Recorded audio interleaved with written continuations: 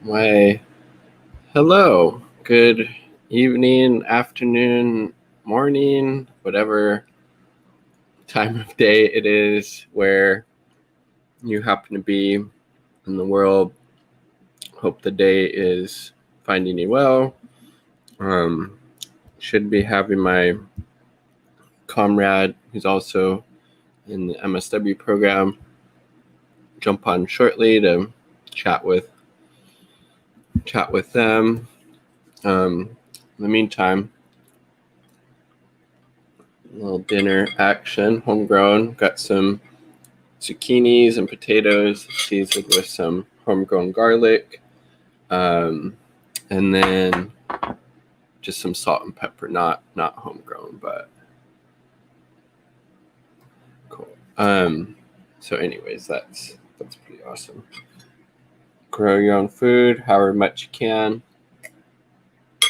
Super important thing to do. Katie Hopper is just rocking that StreamYard. Had 5 other people on the show at one point. Nice. I listened to a little bit of her live stream actually when they were talking about the eviction moratoriums and all that jazz. Oh, what the hell is that? I keep having this ad. No, I don't want to hear about. Shut up, dude. Shut up. Simply Safe. Frick you. Frick you, as my kid would say. Frick you. Simply Safe. What a bunch of garbage. I think I'm going to exit out of that because it keeps playing shit, which is super obnoxious.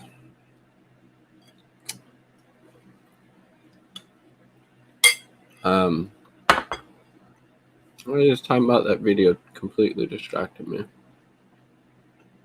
Oh. Anyways, wherever you're at in the world, hope the day is finding you. Some spring water, finding you well. My day, if you're wondering, has been pretty decent. I woke up at 8-ish a.m., which is actually early for me. I like to stay up late and sleep in, but I got up early, picked some blackberries from the Hobart Food Forest, which is at my dad's property, dad/grandparents' property. Picked some blackberries, put those in the freezer. So again, there's a lot of summer fruit, vegetables come in at one time. It's nice to be able to use them at different points, hence the freezing. Somehow this table got all wet or something.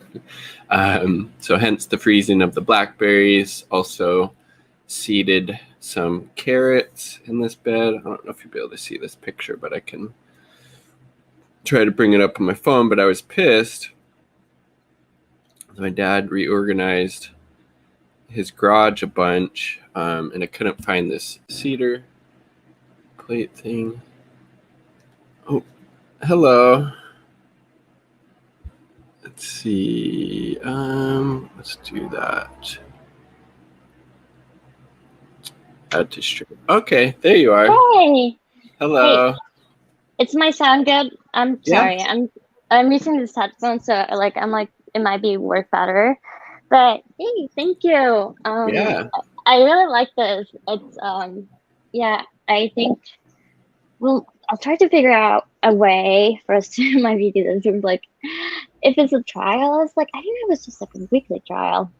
Yeah, I think it's like for this StreamYard thing, you get like a week free trial. Then after that, for like the most basic version, it's like $16 a month or something. But I think that OBS platform is free. It's just a little harder to use, right? Yeah. I've used it before, and it's not like I can definitely a lot of times I can actually feel more comfortable doing kind of the technical stuff. So if you want to, I can kind of set this up for us. But yeah, it's not too hard to use. I mean, Okay. at first it kind of looks weird because there's like two screens, but I think the more I used it, the better I got at it. And then I don't know, maybe I'll record my screen and I'll show you like later after this, which is funny because I didn't know how to that QuickTime like QuickTime trick. I was like, what? I know QuickTime was so awesome, but I don't know. I think I'm kind of like the PC people say an apple sheeple.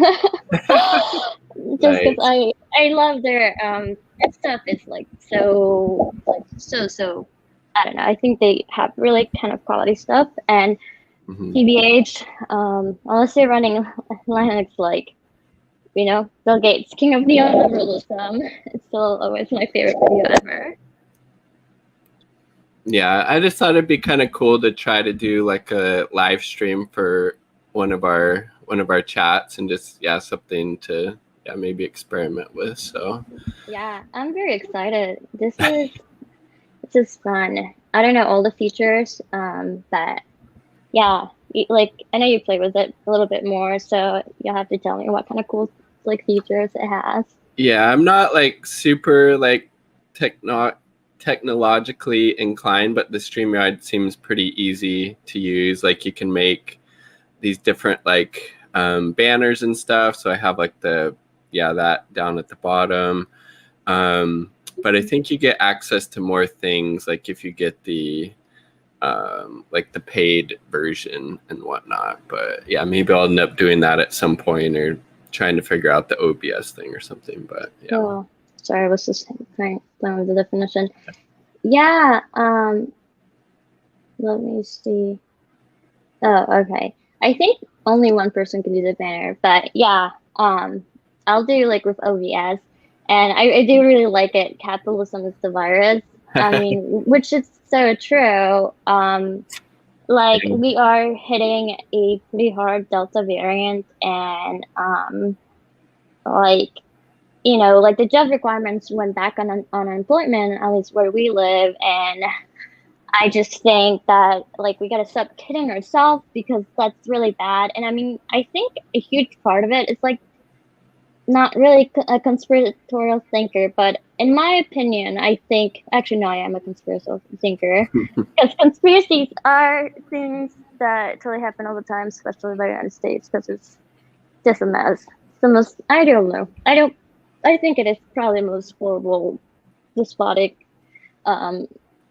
government ever. But the U.S. government. yeah.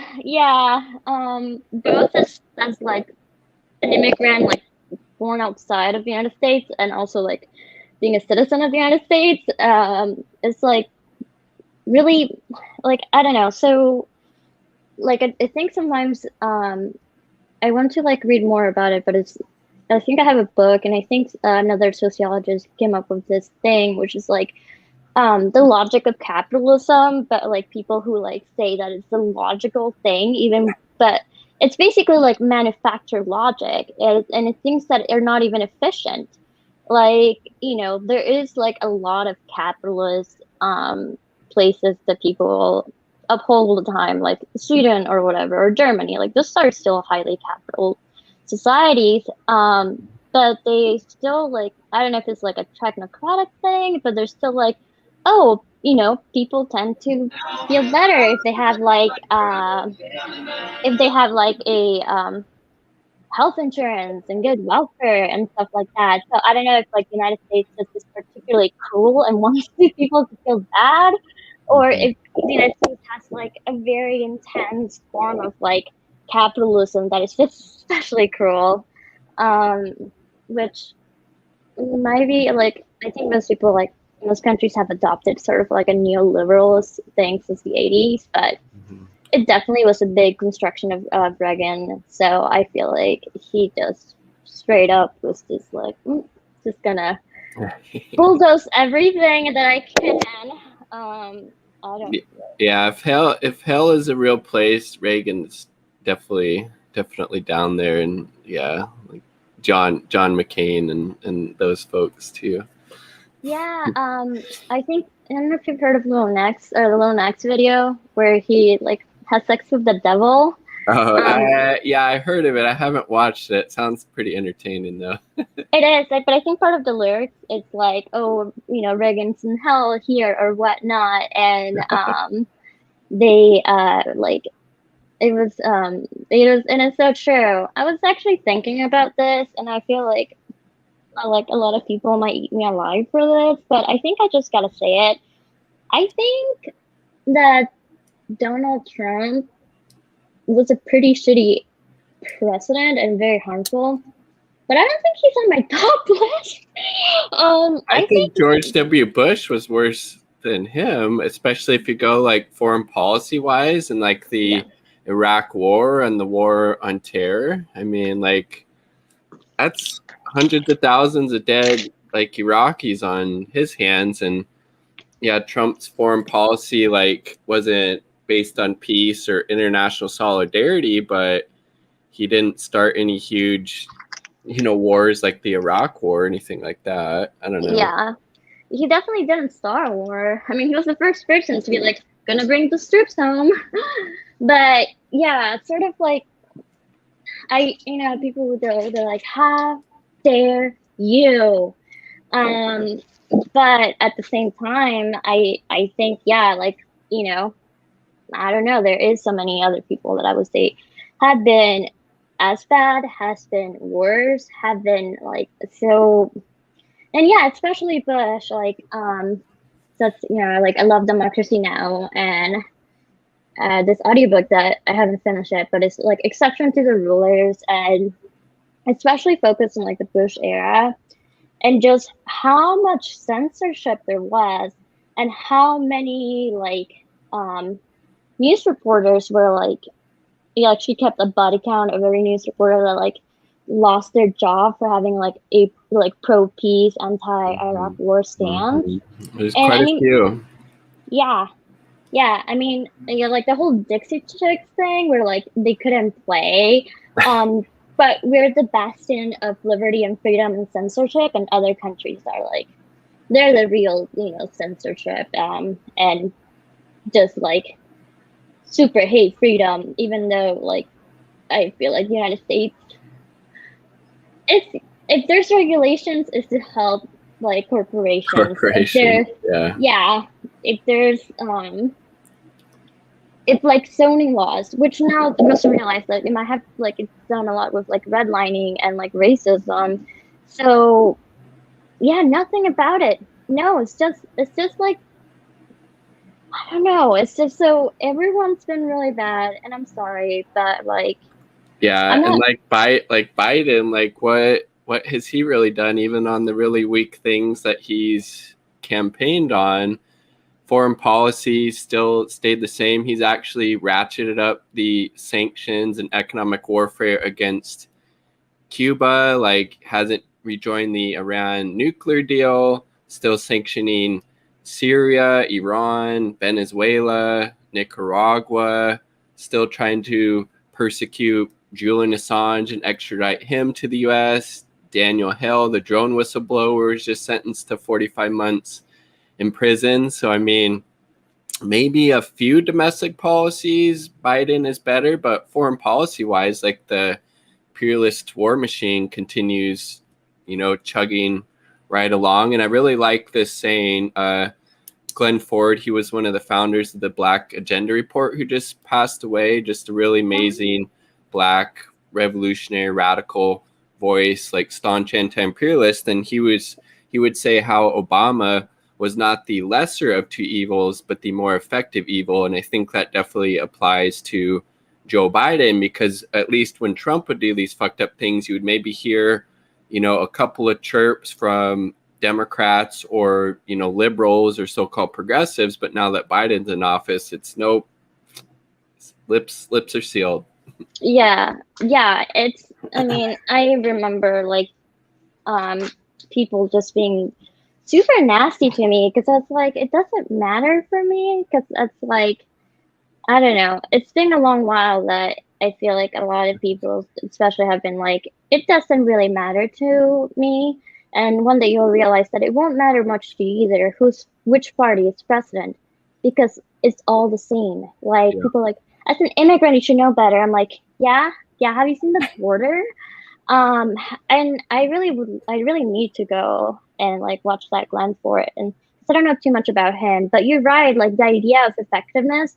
I was reading this thing about like Obama really, really, like we talk about, Trump's like, executive orders and all that stuff, but Obama like was an incredibly, probably the most powerful United States president. And he really got involved in like the war, and he really, really did all this. And it is like, it's almost like so vile, all of it, that sometimes I can't, of like all the things that Obama did, and it was highly effective. And what I hate is like, basically, we've heard the term revolving door. Yeah. Where like, yeah, they work for they work for like, the White House, and they become consultants or whatever. And we have things as like term limits for certain things, but not for a lot of other things. Like, I feel like it is kind of really telling that all the people who got like White House, like, pretty high, jobs or whatever, we're all like Obama era people. Like, I think that's ridiculous. I think that it's like erodes democracy. I think like it also prevents people from like going in and like real people and go into politics. Like, I feel like maybe it's a weird rule, but at least currently, well, like the way the United States works, I feel like, yeah, like people who've been like on all these high up jobs or whatever, that they shouldn't be allowed. I'm like, what? It's like, it's so, I'm like, what? It's just like just a repetition. I mean, like, it really is. It's really is. And then it's just gonna be Pikachu emoji JPEG, or Pikachu face JPEG in like 4 years, when someone even more populous and horrible than Trump comes up and starts like, Yeah, and they'll be like, or maybe even Trump runs for re-election again, and frankly, he'd probably win. There'll probably be Kamala Harris, and like she had, I think, even drop out before the California like primary. She had such a horrible presidential campaign, and then especially with Democrats' inaction of doing anything, even like $15 minimum wage. Obviously, it should be a lot higher than that, but they had to defer to the parliamentarian, and Biden not do anything about canceling student loan debt. I mean, just think of, that's how completely tied to Wall Street and the banks and corporations he is. Like, how much political capital that would give him, how many tens or maybe even hundreds of millions of people that would benefit by canceling student loan debt. And he could literally do it with a swipe of a pen, chooses not to. And then Democrats are going to wonder why in 2022 the Republicans will probably take back the Senate and the House, and probably get the White House in 2024. But then it's all going to be blamed on the left or something. yeah, it's all gonna be like, it's like because you ask for too much, and you're like all crazy socialists. I'm like, no, we're like even other like capitalist countries at least have kind of like a somewhat of a labor or social democratic party that's a little bit more left. But it's just not. It's just it's like why like recently it was really funny because it kind of divided up, like, because Schumer was like, yeah, we're gonna get rid of student loans and Biden's gonna help, and Pelosi's like, oh, Biden can't do that, only Congress can do that. But Not I'm true. pretty sure that's a lie. I'm pretty sure he can totally do that. It is. So yeah, that's not like like what has happened. Like I feel like I might have goldfish memory, but yeah, especially in the special run-ups and like last year, when they were like, oh yes, we'll be like $2,000 for everyone, $15 a month, and now it's like Public option. if you want it. Yeah. Now, no public option. Minimum wage wasn't raised. Nothing with student loan debt. Imperialism still churning right along. Oh, Yeah, I don't know oh, what he's. Yeah, and then, but again, a lot of people are saying we gotta vote out Trump. He's this existential threat. Like crickets. yeah, no, Back to that's brunch for that crowd, you know.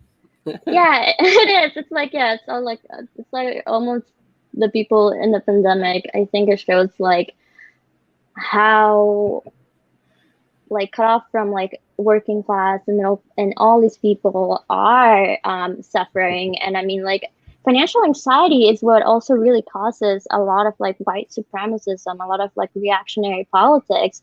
And like if we also want to fight that, like we have to know that like a reason why. I mean, like Trump was like give them $600, and then like Biden thinks it's like 2K. Oh wait, minus the $600. Sorry, I didn't do the math right. Mental gymnastics to be able to make that work. Oh. Yeah, I know. Who would get the Olympics in mental gymnastics? I think that would be a good meme if I ever remember. But yeah, like it is like goldfish. It's like, I guess like people always want to go back to the status quo, and it's not like the money.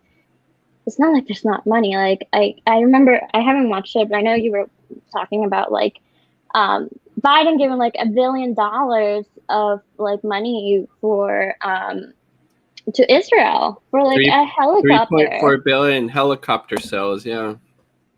Yeah, and then like I was also thinking with like the Cuba protest that took place and or whatever, which was like a pretty small group, and for the most part, it was more about like people being like they've developed vaccines. Like it's amazing. Didn't they develop like 5 different ones or something? Yeah, and they flew doctors places, and they also like, but like, how do you inject people if they have like if you have a needle shortage? And because of the U.S. embargo. Yeah, I mean, morality wise, I think that it really is never erased and not forgotten how careless and how cruel a lot of these countries were during the pandemic. There's just no excuse not to lift every sanction in every country. You should do it on like during a normal time, but you should especially do it during the pandemic, like because I mean, we talked about like policies that lead to a lot of death, and like this is like policies that led to a lot of death. Like there's a lot of things that could have been done not to have such a high number of victims. And yeah, and it's just like another thing too is like immediately sanction Cuba, and like Nicaragua, and like I do have like a lot of criticism with Ortega, but that's because like Les Sandinistas, but like currently there's a lot of super strong political repression in El Salvador and with like Colombia. Yeah, and it's like they don't care. It's like I'm like, holy shit! Like this, like Bukele, he has basically like pull a Trump, has stepped on every fucking news, like journalists and human rights activists, and he is like holding trial for people from like 4 5 like presidential offices ago. Like it's so intense. Like in Nicaragua, like yeah, there's like he's like imprisoning like current political like opponents, but like this guy is like just going after all everyone, and especially the FMLN, which is like it was like the guerrilla and the people who tried to fight for like for the, like we said, El Pueblo, but for the people during the 1980s, while Reagan was just given a shit ton of money to like the Conchas. the contrast, and then El Salvador to the right wing, like military. Like my mom has so many horrible stories of death squads that she saw. She saw people get drawn and quartered the National Guard, all given money by Reagan, and it's just it's so hard, and it really bugs me too, because again, it's just like they don't care about the people, they don't care about anyone. And I think part of it too, like capitalism is a virus, and I think the United States is a good host for this virus because nothing makes me more angry that the fact that a lot of countries in Latin America are just letting this happen to Cuba. Like a lot of countries, like it's so disappointing to not only see the rise of like super intense right wing populism on like Guatemala, Honduras, and El Salvador, which by the way, the Northern Triangle, the country where all these minors and immigrants are coming from, is the ones where the United States backed these brutal dictatorships. Yeah. And but yeah, it's like, okay, but no, now, and it felt like for a while they were pushing back against like what Bukele was doing, but now they're like, no, it's okay. And they still, even though he knows that, they're like, oh no, the Bitcoin thing is bad, which it is, but they're like, oh, here, still have money to like militarize the police, and it's really scary, like seeing all this militarization. But back to it's just that it hurts so much not to see like more of like Latin America being like, no, like not anymore, like not like I feel like solidarity with Cuba should just be a thing. So should just be like, I'm like, you are being bullied into this. Like, how can you do this? How it's growing up. There's no like two sides in like that issue. You're either like in solidarity or you're supporting US backed regime change efforts there. And I always think it's so revealing. Like as you were talking about, Cuba, I think has sent healthcare workers during the pandemic to 60 to 70 countries. What has the US been exporting?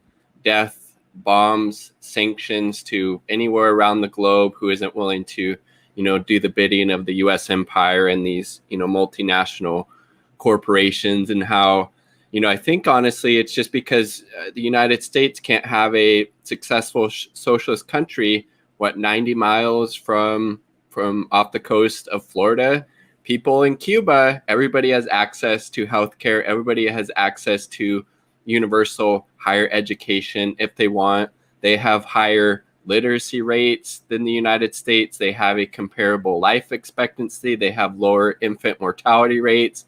And all the while, the United States has literally been trying to strangle that country into regime change since when was the revolution? I think 1959 or something. And yet, imagine how well they would be doing without all of these things like in place. It just like it's real testament.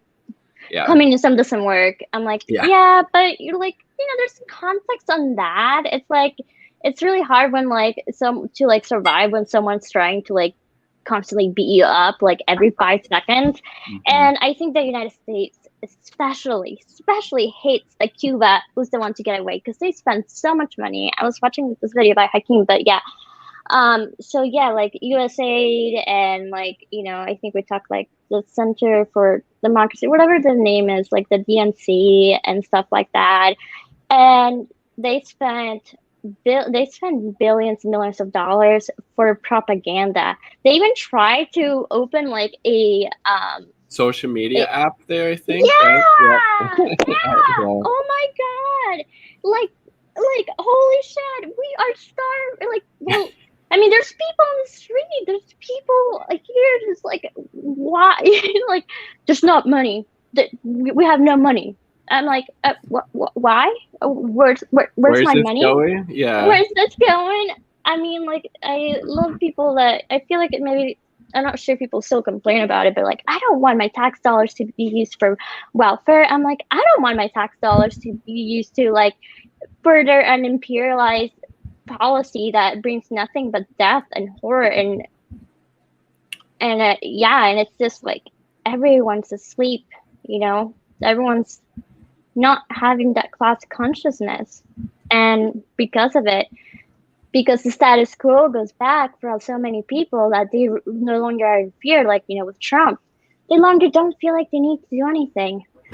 Like, do you think I will be talking about any of the women that are sterilized currently under Biden? I don't think so. Remember that one that was... I mean, we don't really hear about the kids in cages, or what could accurately be called, people being held in concentration camps. Like, a lot of these politicians, when Trump was in office, it seemed very in vogue to talk about wanting to abolish ICE. Haven't really heard much of that.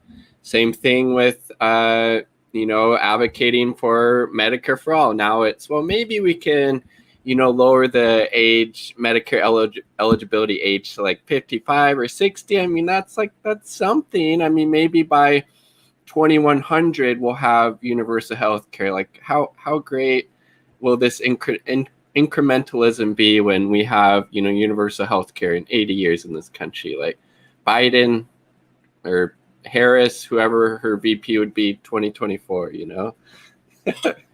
Yeah, if that's if like the planet's still around. It's a very hot day, everyone, in the Pacific Northwest.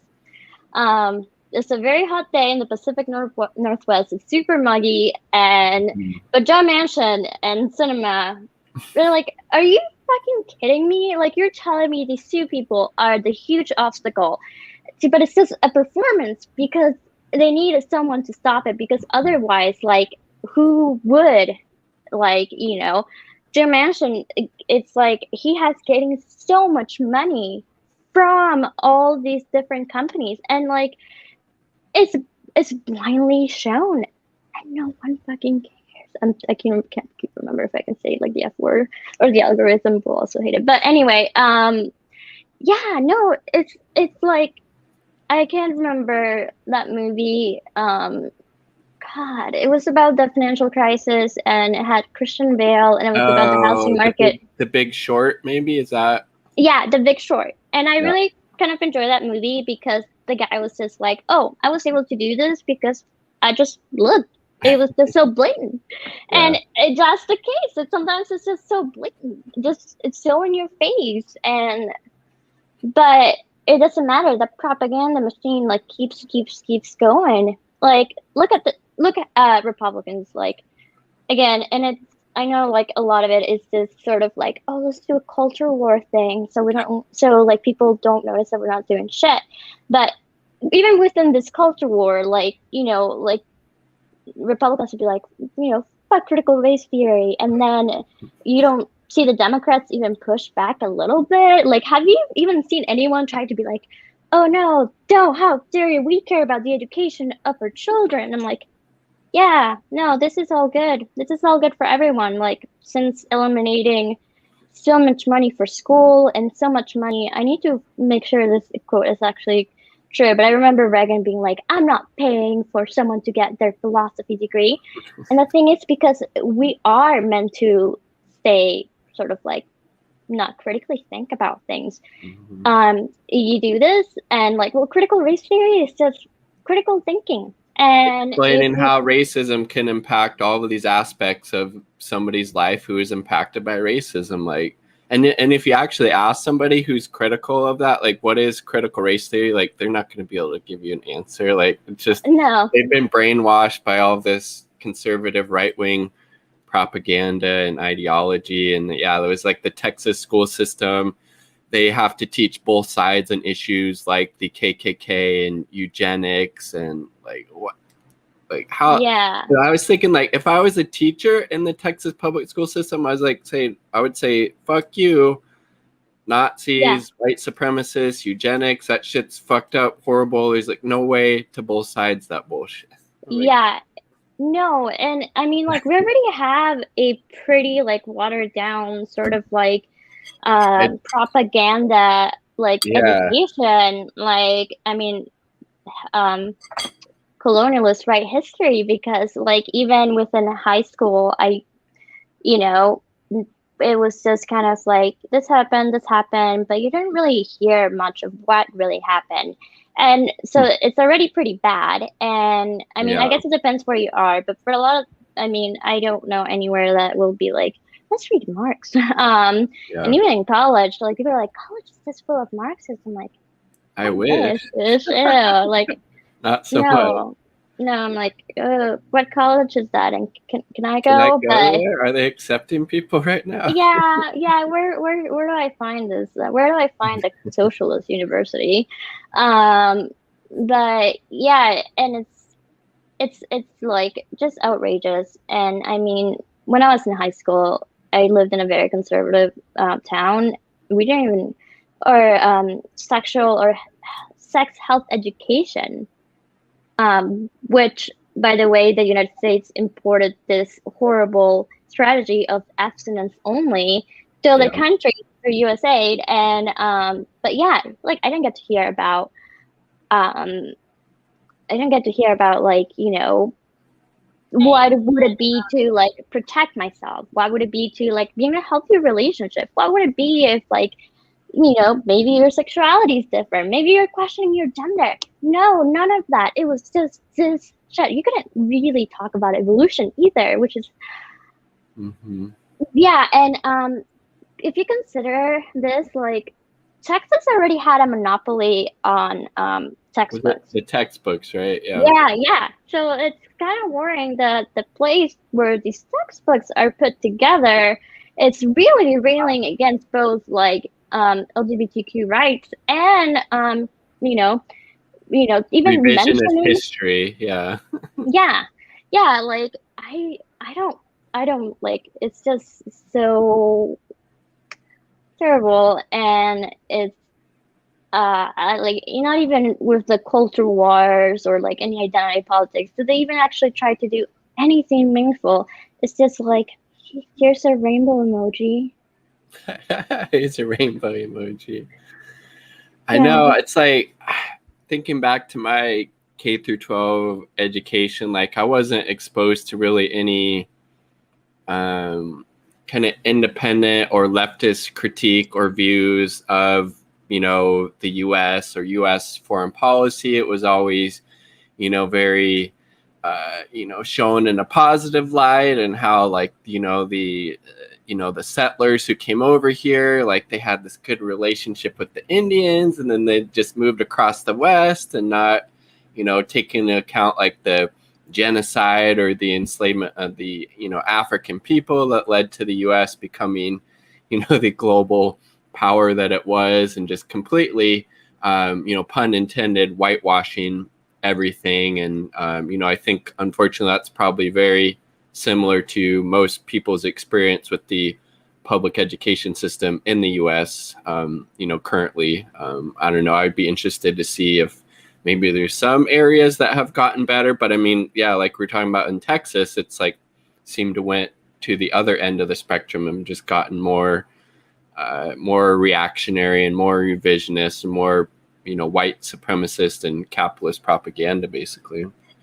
And they don't never ever talk about like the real consequences of it. Like El Paso shooting, it was literally like targeting like Latino people. Like, I hear people in Washington all the time saying like, I wish I could just shoot people from the border as they come in. Like, they say, oh, the rise in crime is because of the lack of police. I'm like, no, the rise in crime could be like maybe a lot of these people buying like guns. And I'm like, I'm not necessarily anti like gun ownership, especially the state having like a monopoly on violence, but they're like trying to be like, it's because it's like because they defund all of these places, and it's not true.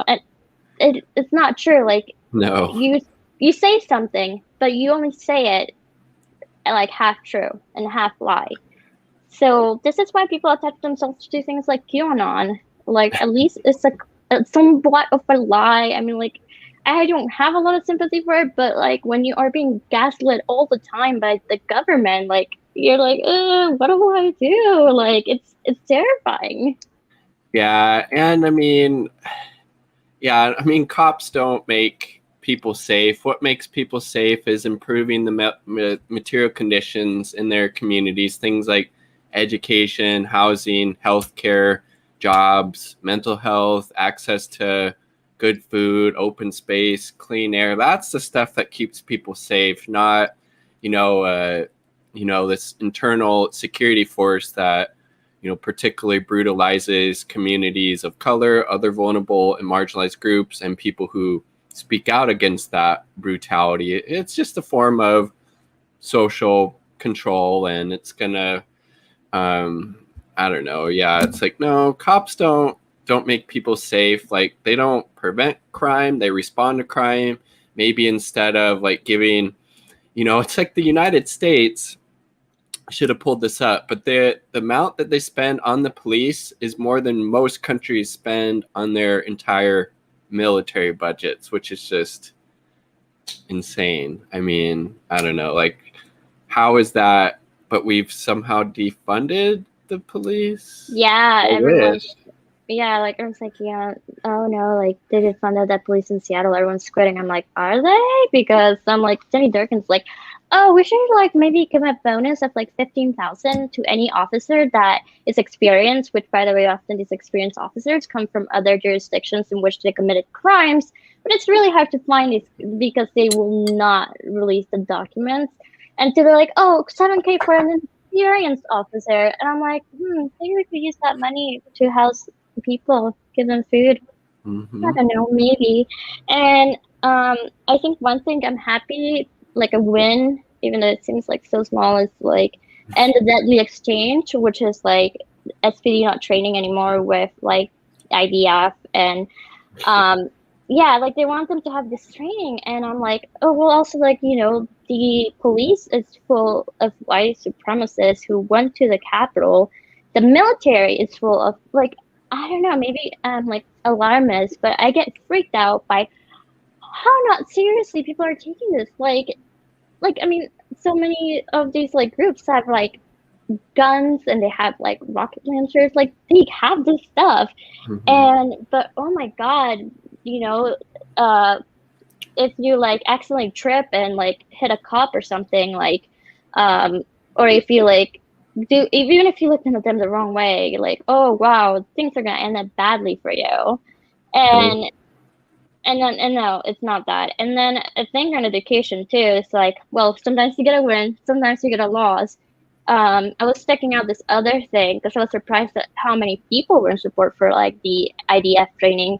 And I was looking at the agenda on this website, and one of them included that please call the Seattle high school curriculum so that they changed this thing in which they are trying to compare Israel with settler colonialism. That's just wrong, and they didn't notice. I'm like, no, it's like that's what they are. That's the truth. That's literally it is like yeah. No, it is like really pretty much essentially the definition of settler colonialism. And again, like I was like, oh no, like maybe an armistice. I mean, like it's good that they're not constantly getting attacked, but I mean they are. And then but yeah, again, people are just like, I just don't want to see that violence, so can it be over? And then they go back to the status quo, in which like, Palestinians don't just experience violence when there's this explosion that we all get to see. They experience it every day. Like imperialism and settler colonialism is violence every day. But yeah, like memory of a goldfish is like, oh yeah, no, we're like, where's Palestine again? Like, I don't know, it's just really not like. We gotta. Can you see the comments on your screen or no? Oh, let me see. There's a couple I thought we could respond to. Susanna Q. Berlinski says, why do people defect from communist countries? Well, I would say it probably depends on what country. So I would say a lot of people that defected from Cuba were completely in support of the US-backed Batista dictatorship there. They were the kind of wealthy elite exploiting everybody else for their own benefit. And then so when the socialist revolution took over in Cuba, those people left because, well, they're kind of rich, assholes, basically. So I would say that's probably why a lot of people defected from Cuba as one example. What would you say to that? Yeah. Well, as like, especially knowing the history and of involvement, here's the thing. Latin America is full of oligarchs who will sell out their own people all the time. You hear about Nazi collaborators? Meet the Latin American collaborators. It's like the people who are like, oh no, this is not a coup. Like people are lying with like Evo Morales, and then that wasn't a coup. And it was not a coup. That's like, is this a coup? Like, no, this is not a coup. We're just asking him to like resign. Oh, also he has to like leave the country because otherwise we'll murder him. And nothing to see there. Not a coup though. So yeah, really always the upper class will, as long as they get their share and then as long as they get what they want, they'll shake hands. Yep. And those are the people who really try to stop any progress, any social like kind of progress towards it. So hopefully, at least from my perspective, is that. And some people defect from communist countries just because, I don't know, they just do. Like sometimes it's just like people always will have an inherent selfishness, and it's like, it doesn't mean that the system is wrong. It means that maybe people have been inculcated in this cult of capitalism for so long that they think that it's evil, and it's not. Yeah, or maybe I think as well the United States has made, you know, life in those countries so horrible, so unbearable, it forces people to want to leave. Like they've been continuing to do in Cuba since the Cuban Revolution. Obviously, that's not going to help, you know, the people there. I mean, I don't know. And then they also said, Susanna, what are you familiar with the For Pest campaign? No, I'm not. Why do poor Cubans raft to Miami? Well, how do you know they're poor Cubans? Sorry, just that doesn't, I guess, answer the question. But I would say, like, you know, how do you know which people might be poor Cubans and how many people like left when Batista was over? And people love talking about Fidel, but like the Batista regime is like was one of the most incredibly repressive, bloody regime in the entire history of Cuba, friends of the United States. And then Mafia was a big part of Cuba at that point as well. Like they controlled quite a bit, as did these U.S. corporations, and that's why the U.S. government wants to overthrow it as well. It's like open it back up so the people and the resources could be exploited. Get another, you know, compliant U.S.-backed dictatorship in there. That's what the U.S. would like to see, and obviously how disastrous that would be for the people in Cuba. But those right-wing reactionaries in, you know, Miami particularly, like that's what they want. That's like what they're like cheering on. And what did Castro call those people? I think gusanos. Does that mean worm in Spanish? Yeah, and oh my god, the entire discourse around whether gusanos are still or not. Oh yeah. No, okay, Susanna, since you've gone full mask off, let's answer some of your questions. I don't know. Do you think they can just be like, "Hey, United States, bring me a yacht"? I mean, they tried sometimes. And then how about the USA gymnastics teams? They also, you know, the Vela couple, they also, you know, just left Hungary, and turns out that for all this time they let sexual abuse happen, and for all this time they also were abusive to these girls as they trained them. So yeah, I don't know. Do you have any like good faith question? Or no, it's just all, you know, propaganda and bullshit. Susanna Berlinski, Q Berlinski. Don't call me names. Answer the questions. We have been. We have answered the questions. I mean, you said like, don't call me ignorant, but you're like, no, you call us ignorant. Stop saying, you know. Why? Because Why are you being ableist as fuck? Some of us have a way of talking. I know that some people, especially not just people from Cuba, but former USSR, can have a lot of trauma and have these reactionary responses. And yeah, Concern you know, tone. Yeah. concern trolling. Thank you, Susanna. We're frightened though. Susanna says we're frightened. Thank you, Susanna. I mean, we are frightened by the What United are States we and by frightened of? We're trying to engage with your pro-capitalist, pro-imperialist like questions, and we're answering them. You just don't like our answers because you got this narrative in your mind, and we're not going to be able to change that. It seems like, which is fine. yeah, you can definitely. Susanna got us a little bit derailed there. Let's ignore her questions for a while because she's not a good faith actor, as they say. I don't think. Yeah, I don't think that's like really one, but yeah. What do you think about the stuff that's happening with the? You're historically literate. Okay, I'm just. We're just gonna ignore her because they, them, however they identify, are not acting in good faith. It's what do you think about the stuff that's? What's that? Oh, I was just making a joke. Like, it's actually, I'm historically materialist, actually. But so what was the other stuff they wanted to talk about? Like the stuff that's kind of going on a national level, then also on a state level about the eviction moratorium. Well, it expired yesterday, but it's all this patchwork network because each state has different things. So that's what I think.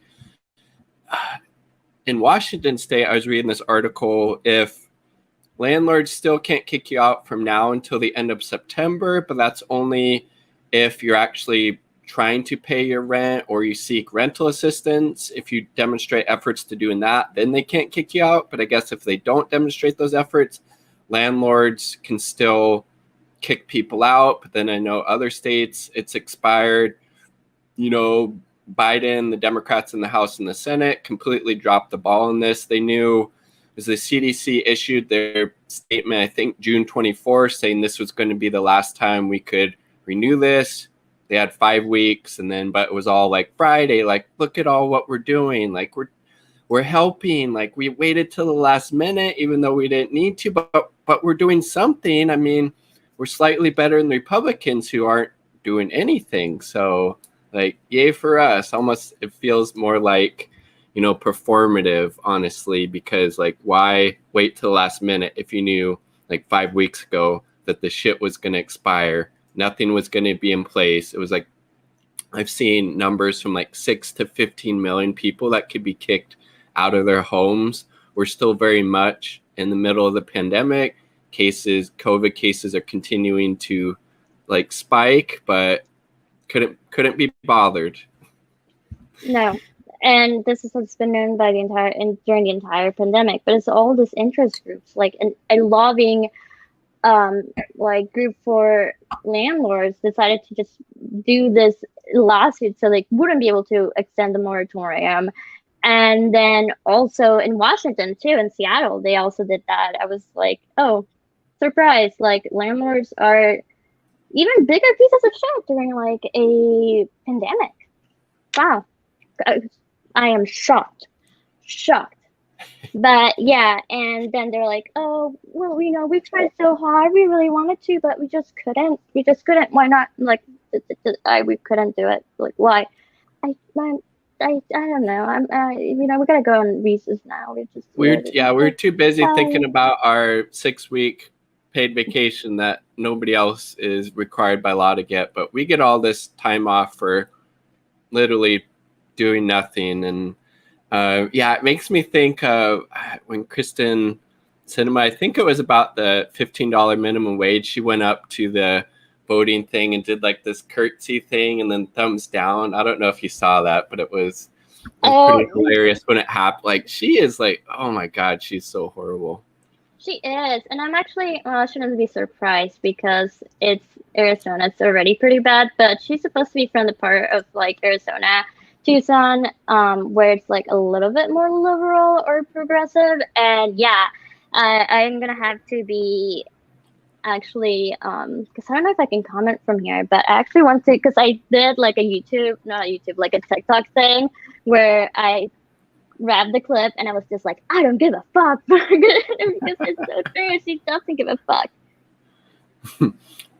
Nancy Pelosi's relentless campaign. Oh, that's what she's claiming, right? Yeah, somebody in the chat was saying Nancy Pelosi's talking up all the work she's trying to do to keep people in their homes, even though she waited, to the last minute to do anything. But I mean, again, I think Lenin talked about how it doesn't really matter how many political parties you have in a country if they all serve the same interests. So in the US, it's, capitalism, and, white supremacy, and imperialism is just, global capitalism. And definitely very evident, like I'm not the first one to say it, but it's like the Democratic Party is where the social movements go to die,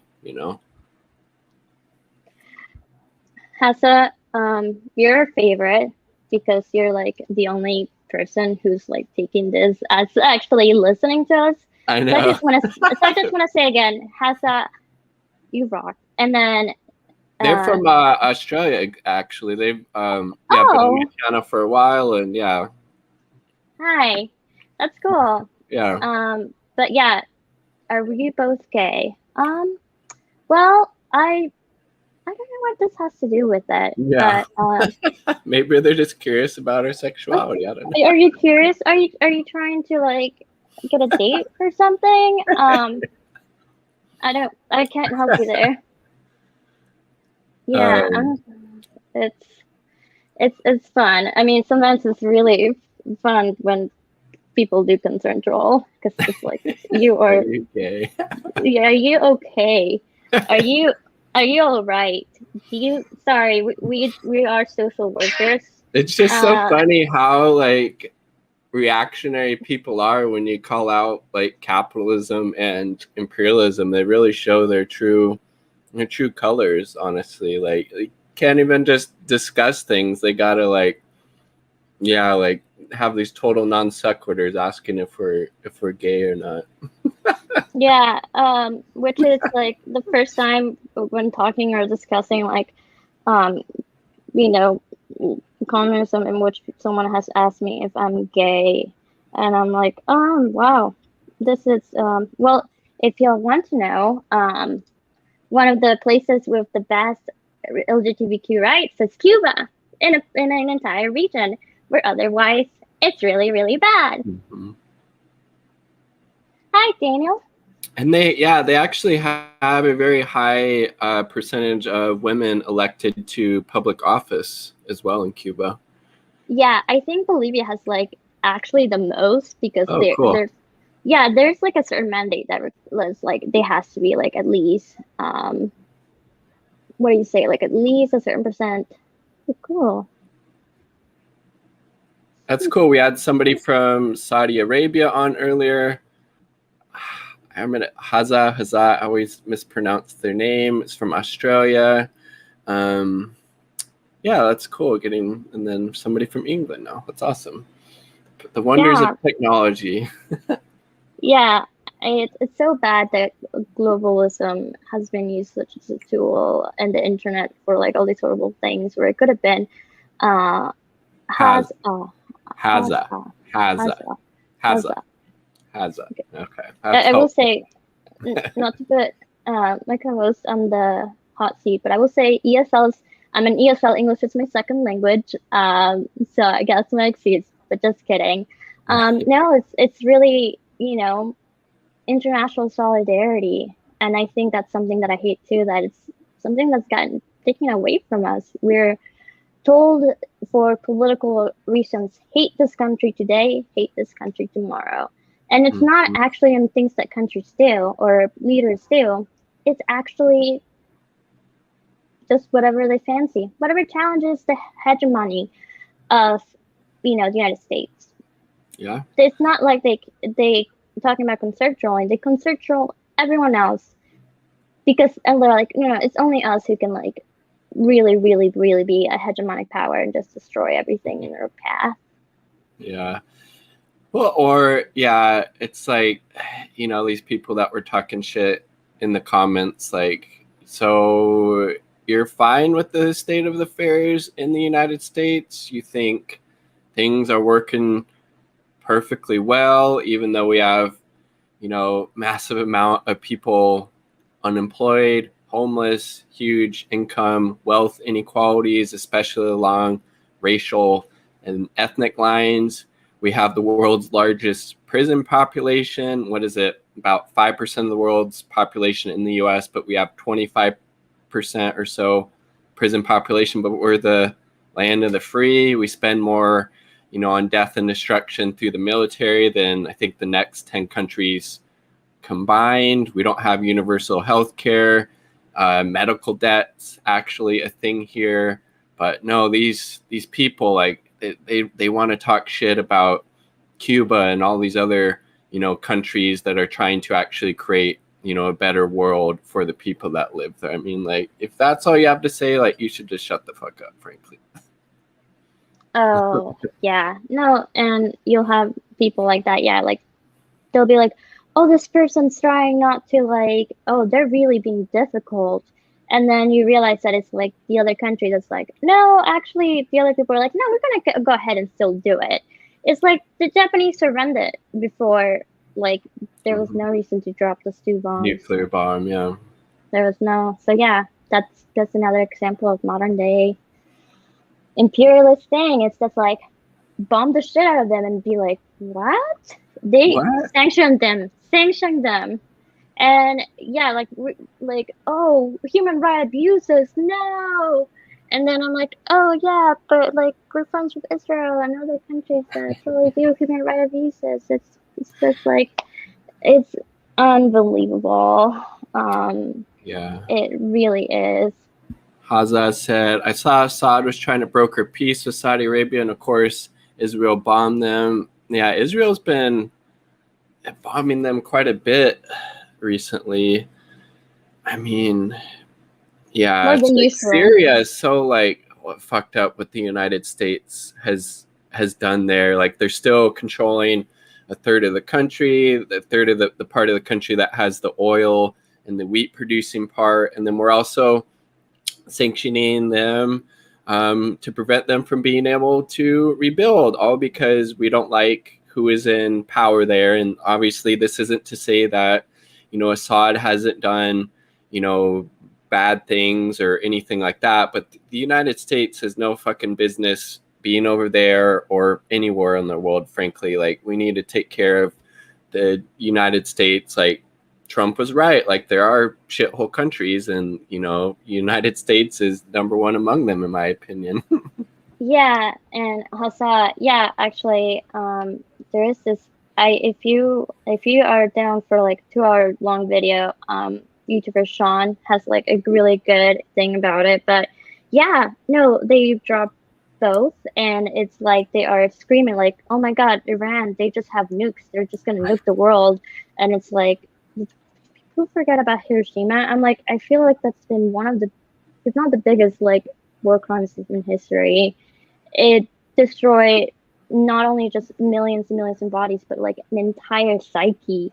You know why Godzilla, it's like made from radiation? They've had so many movies based on radiation because it was such a horrifying experience. Mm-hmm. And yeah, you're right. You know, like, or to be able to potentially like defend themselves, like, hey, yes, we have a nuclear weapon, don't invade us. Like, that would be bad, like, as a deterrent, like, as, you know, kind of similar to what I think North Korea, you know, as is doing or is trying to do. It's like, okay, you don't want Iran to have nuclear weapons, but you have like huge, massive stockpile and arsenal, and you have like nuclear equipped like submarines. Like, you probably shouldn't be telling people not to get nuclear weapons. Like, get your own, you know, shit in check first.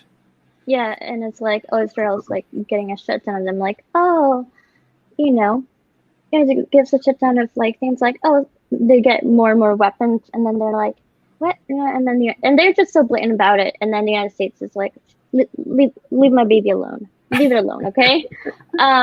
It's they are very aggressive with Iran. Like Iran doesn't do anything, and just Israel's like, we're gonna kill someone today in Iran, and then they don't even deny it. They're like, no comment, no comment, no comment. Yeah, and like Iran and like General Soleimani, who Trump had assassinated, like they were instrumental in beating back ISIS in the region, which was literally created out of the power vacuum in Iraq due to the US-led invasion, because Saddam Hussein was able to kind of keep all these different groups in check or whatnot. And I mean, Jesus Christ, yeah, it's like somebody said, wow, first stream I found that isn't a foreign language. Oh, that's interesting.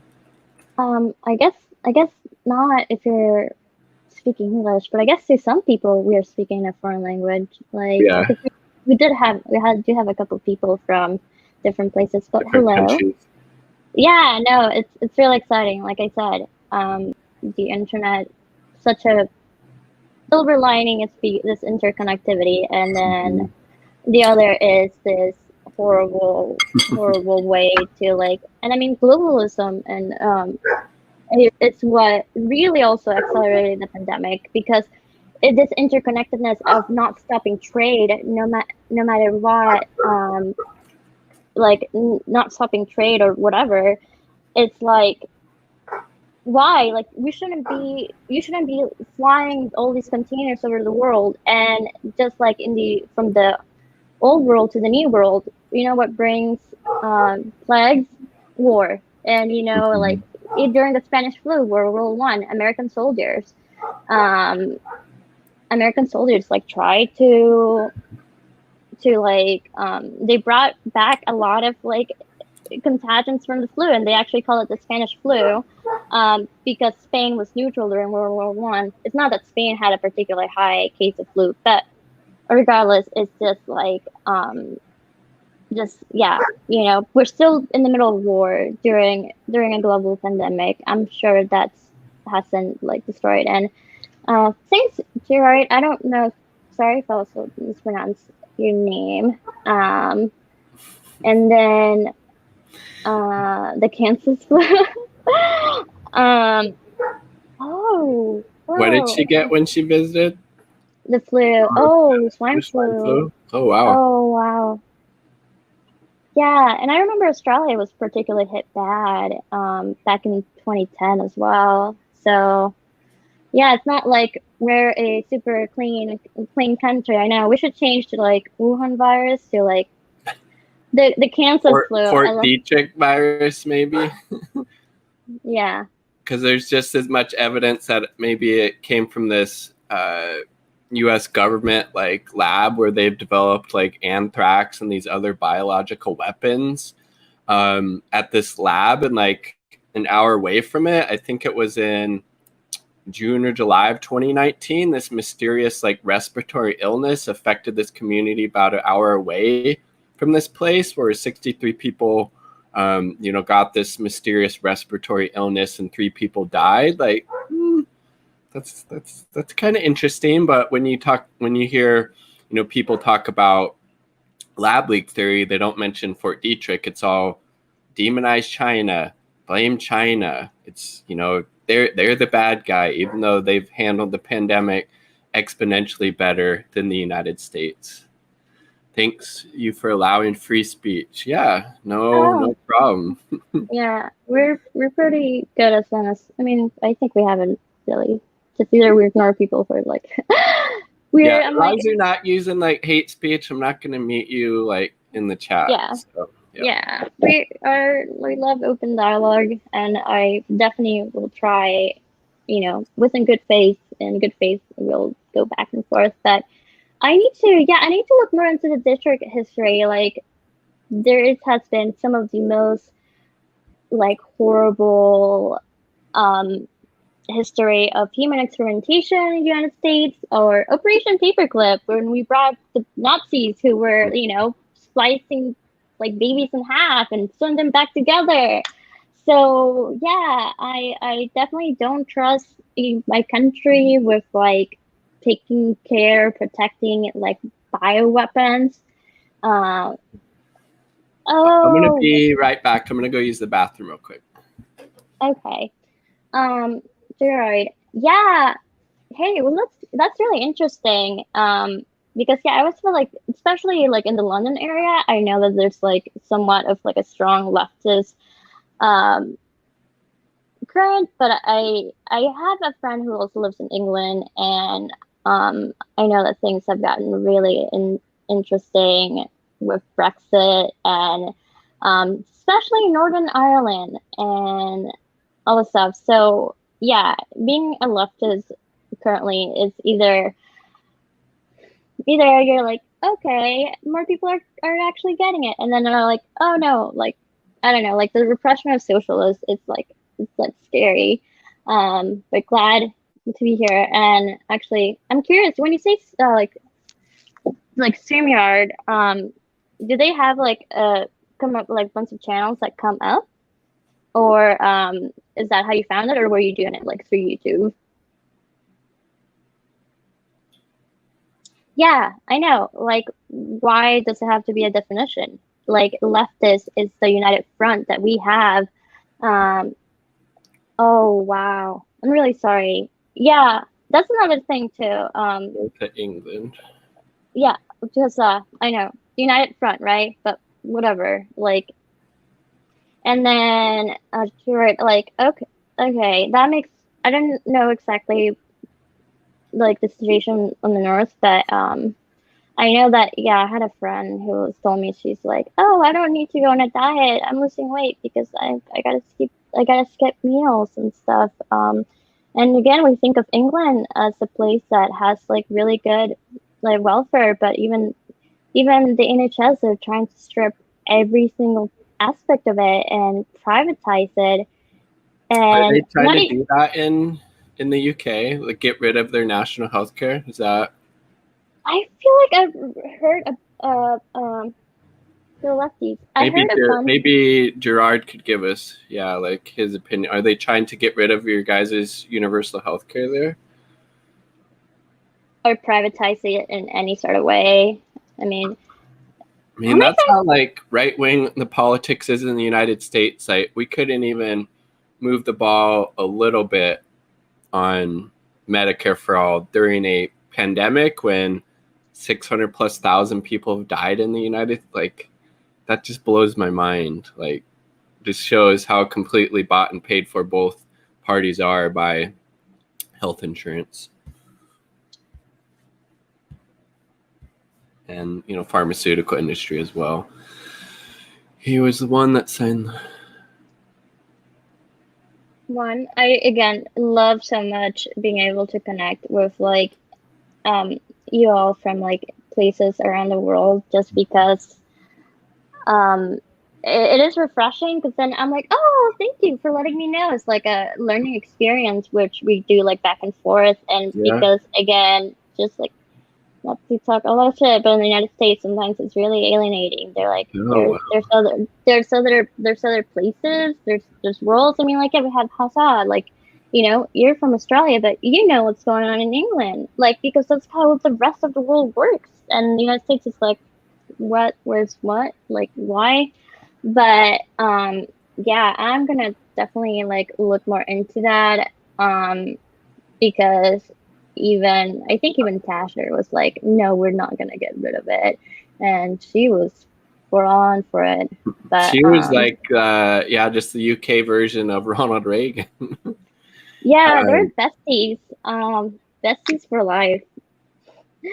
Haza, are you saying there was a scandal in hidden camera? Are you talking about Julian Assange and the Ecuadorian embassy and stuff? And what was that Spanish like spy firm that was connected to that too, right? Oh, there was the one with the union. Like, I'll be right back too, but I remember something like that. Us Brits have prejudices against all countries' law. It's how we feel superior. No, just recently. Oh, interesting. The UK health minister was busted. Who were they? Who are they spying on? That's kind of interesting.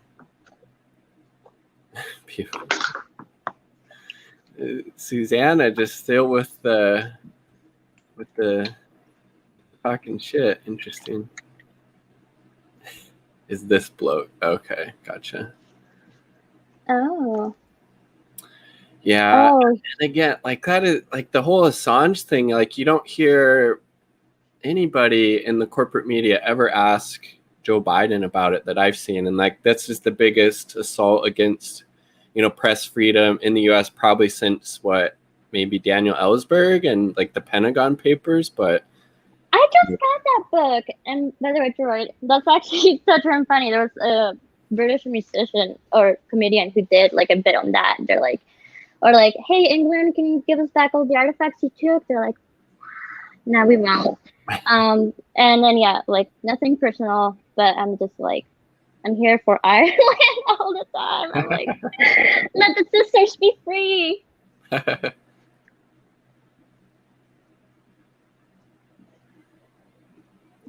a lot of hangover from our colonial days. Yeah, I mean, Australia was basically established as a, you know, colonial outpost, and that's where it was originally established, right, as a kind of prison colony or something for the United Kingdom, right?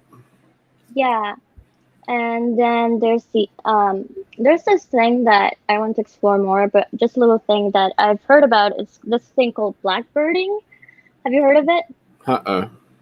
Blackbirding is basically once England was just like, we won't have slaves anymore, but we're also going to kidnap people from like the Pacific and indigenous people so they can work on our sugar plantations. So we abolish slavery, but we're also going to kidnap different type of people now and bring them over. And it's just like, recently just heard about that.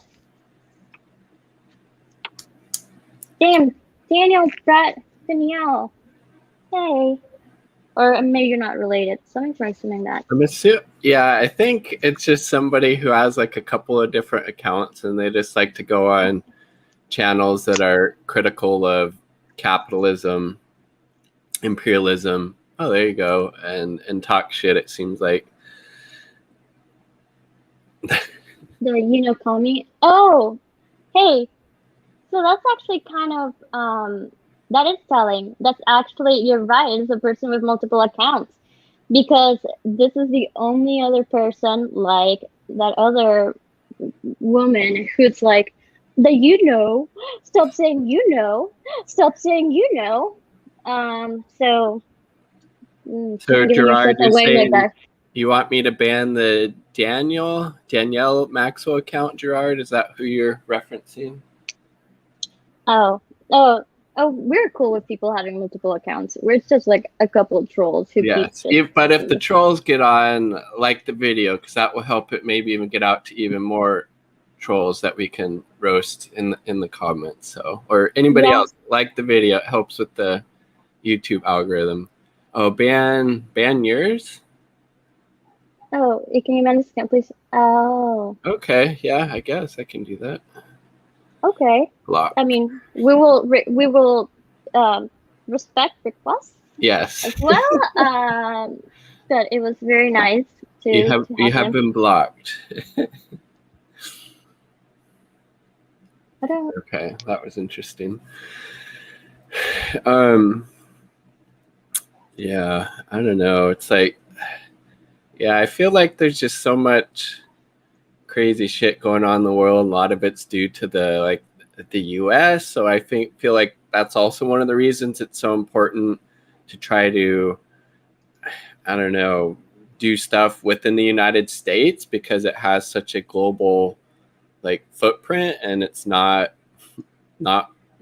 for good. It's not, you know, the US government will always claim it's about promoting democracy and human rights, and we're very concerned about how Cuba is repressing the, you know, protest movement in the US. Like, really? Like, I almost feel like it's like a case of like projection. Like, we know like we're guilty, we do all this bad shit, but we're gonna put it on everybody else because we don't want to really self-reflect about all the fucked up shit that we're doing in our own backyard, you know? I'm sorry. My cat is just like in the background. He's just like there. Oh my is god. that on the windowsill or no? Yeah. That's Okay, that's funny. Why? My cats are just sleeping in the living room next to each other. Oh my goodness. I just it's just so funny. He's just okay, he's now he's been talked about. Oh. Oh, there's Blue Pro. Hey Pluto. Welcome back. Hi. Oh, he says hi. And hi to my cat says hi to Hassan.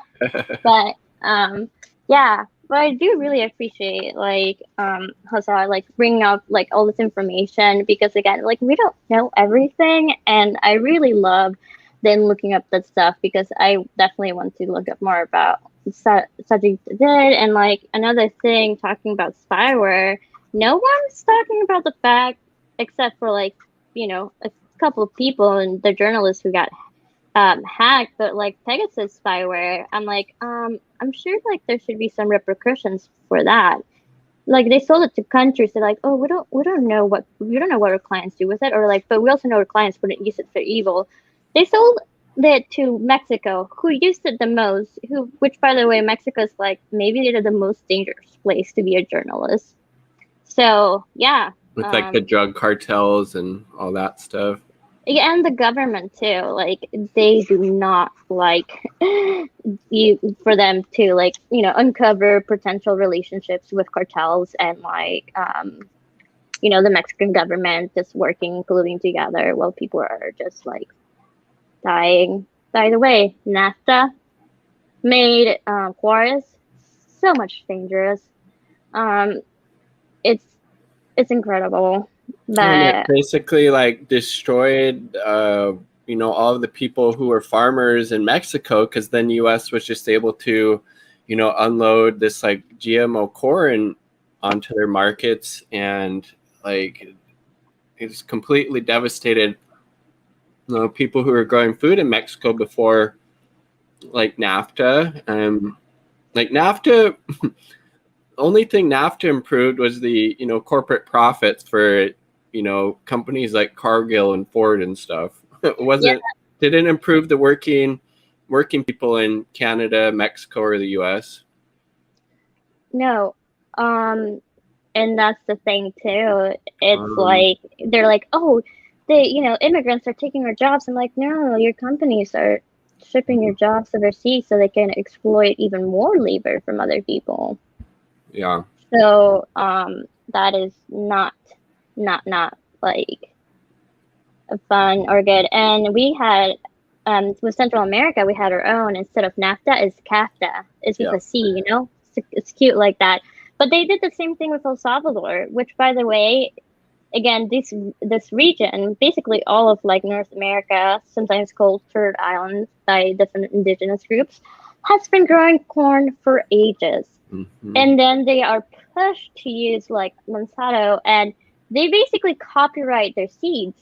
So you can only use them once instead of like, so it's absolutely horrible. Like, I feel like I don't know enough about like GMOs, but I feel like it's not GMOs in and of itself, but it is a lot of like the intense power of such a huge company, and they make so much stuff. Like you look at a company and you're like, oh, I didn't know that, you know, Dell made war airplanes.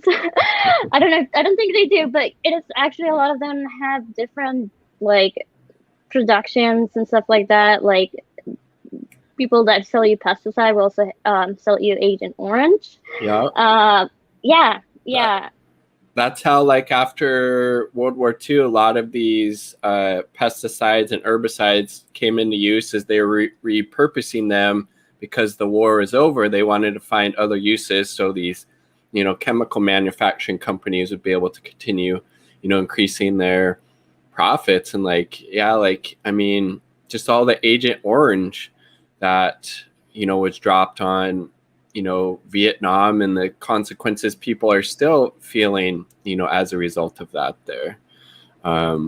Put the link Are you talking about like a hangout room or something? I'm not sure if this has that or how to create that exactly.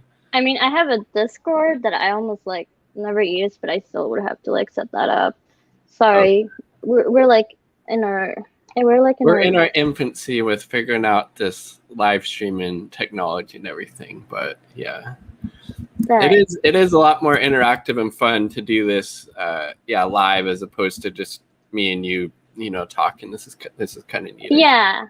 I mean, I definitely enjoy talk. It's kind of very similar, but at least there is more interactive, and it helps with the comments because it helps me kind of stay grounded. Otherwise, I might just go all over the place.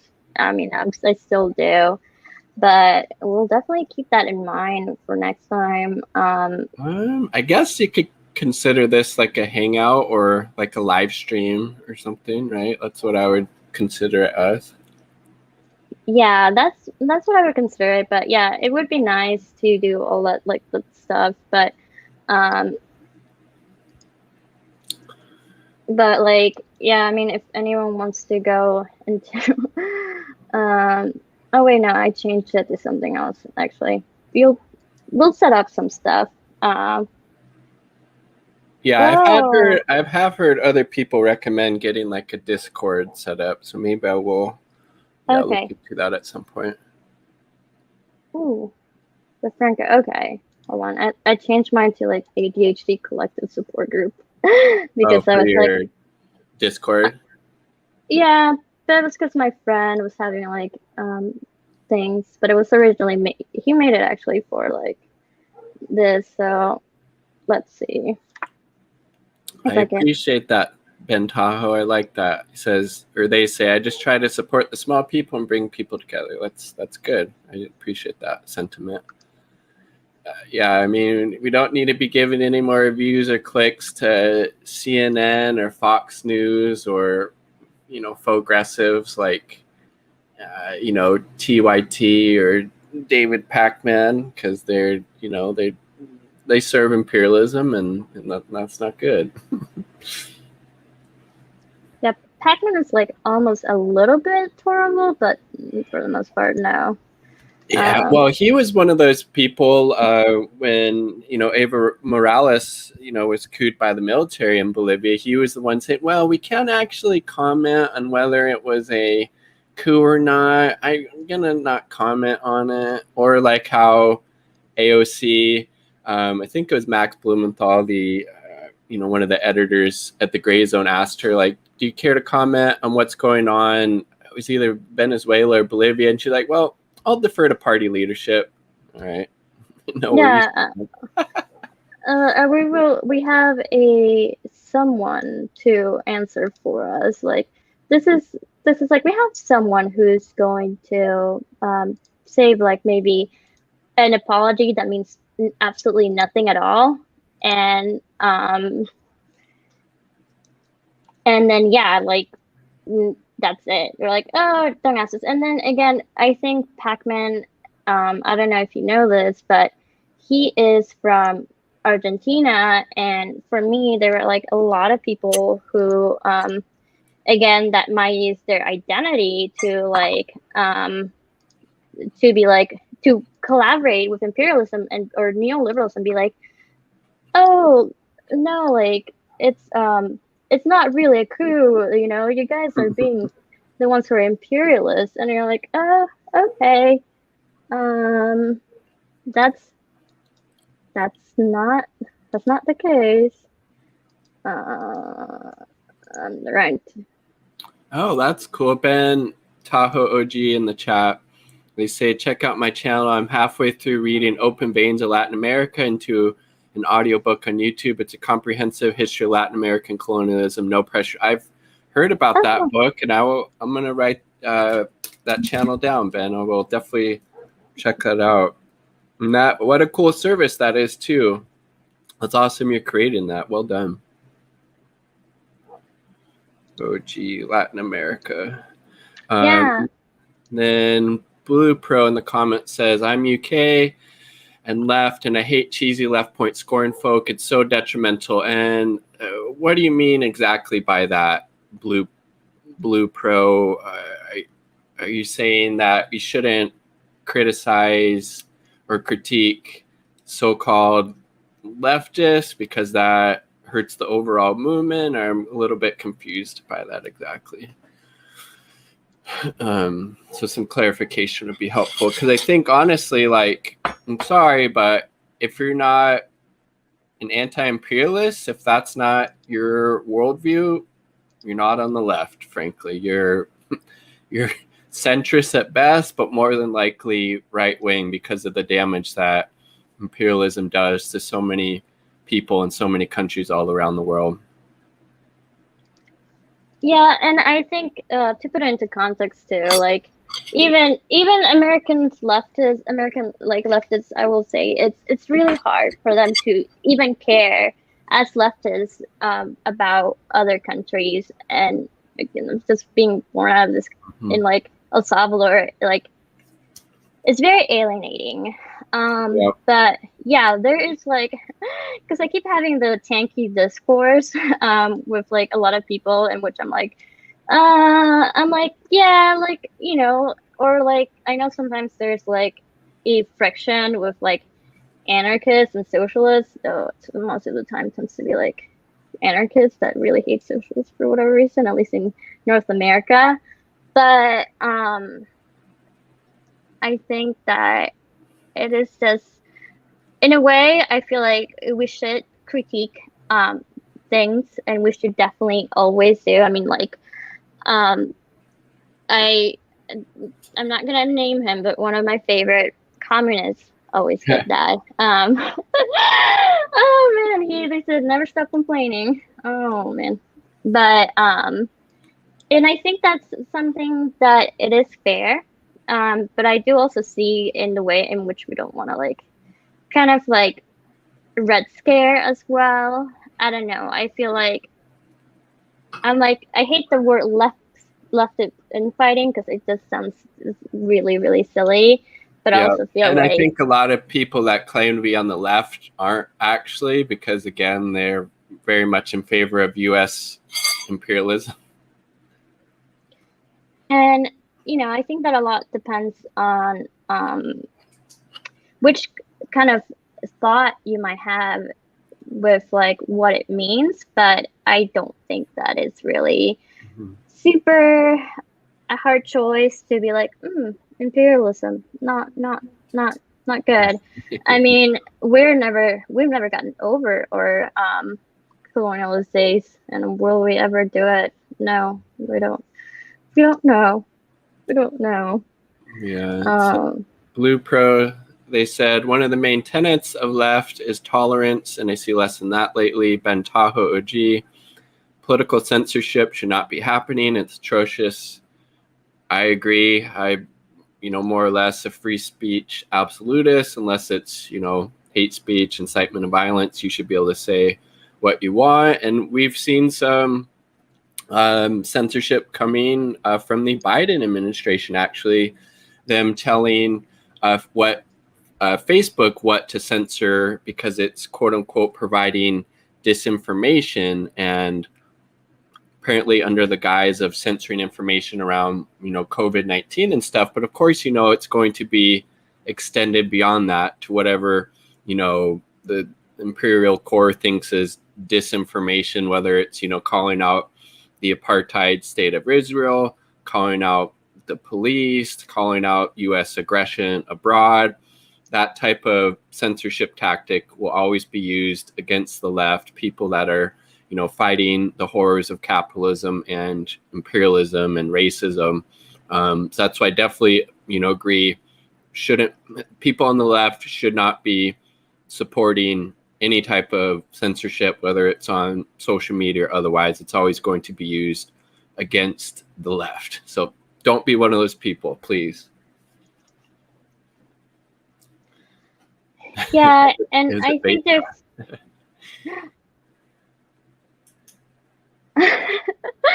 Blue Pro. I know. I was actually gonna be like, am I allowed to like smoke weed on camera or like?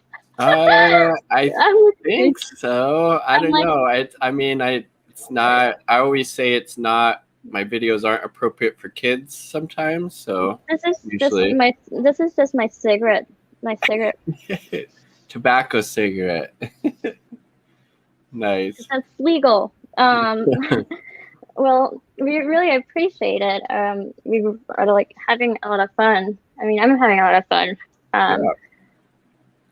I found your channel when you made a Bernie dropping out video. Oh, when he dropped out and endorsed Biden basically right away without getting any policy concessions. Like, oh, it's not really how you should do politics if you actually want to get things done. But that's neither here nor there, I suppose.